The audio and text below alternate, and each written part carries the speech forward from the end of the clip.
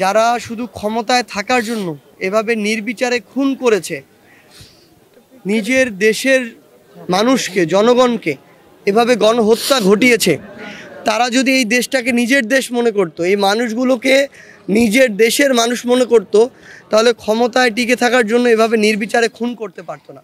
এটা কোনোদিন সম্ভবই হতো না। আমরা চাই এই খুনিদের যেন বিচার হয় এই বাংলাদেশে। যদি না হয়, এই মাকে আমি কিভাবে সান্ত্বনা দিব? অন্তত আমি তো যদি বিচার হয় এই সান্ত্বনাটুকু দিতে পারবো যে যারা আমার ভাইকে খুন করেছে তাদের আমরা হত্যার এই খুনের বিচারের ব্যবস্থা করতে পেরেছি, তারাও তাদের উপযুক্ত শাস্তি পেয়েছে। এটা বলার যেন আমাদের মুখ থাকে, এই জন্য আমাদের এই হত্যাকাণ্ডগুলোর বিচার করতে হবে। এবং যারা এই খুনের সাথে সম্পৃক্ত তারা কিংবা তাদেরকে অন্য কেউ যেন এই বাংলাদেশে পুনর্বাসিত করতে না পারে।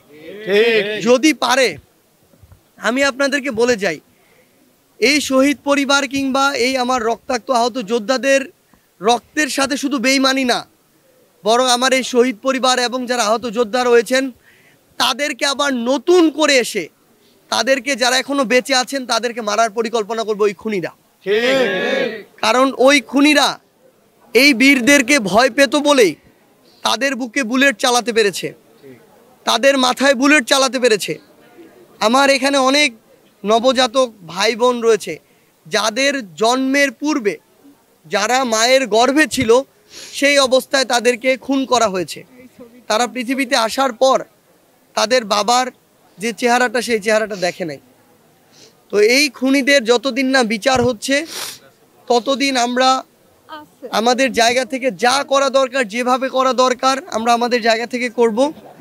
আর আমরা আমাদের শহীদ পরিবারের পাশে, আমাদের আহত যোদ্ধাদের পাশে।